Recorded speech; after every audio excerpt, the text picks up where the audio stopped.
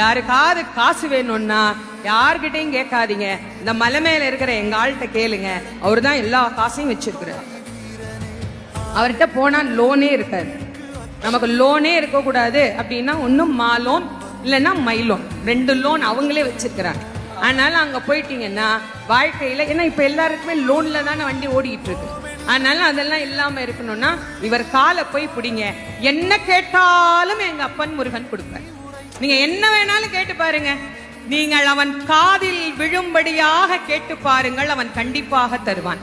நிறைய பேர் சொல்றாங்க, நாங்களும் கேட்டுட்டு தாங்க இருக்கிறோம், எங்களுக்கு அவன் கொடுக்க மாட்டேங்கிறான் அப்படின்னா, இறைவன் வெளியிலிருந்து நாம் கொடுக்கின்ற எந்த பொருளையும் தனக்கென ஏற்றுக்கொள்வதில்லை. நானே தயாரித்து ஒன்று கொடுத்தால் இறைவன் அதை ஏற்றுக்கொள்வான். நிறைய பேர் நான் கூடையா பூ வாங்கிட்டு போறேன், நான் அப்படி அபிஷேகம் பண்றேன், இப்படி அபிஷேகம் பண்றேன், எல்லாம் வெளியிலிருந்து வந்தது தானே, நீங்களா என்ன கொடுத்தீங்க?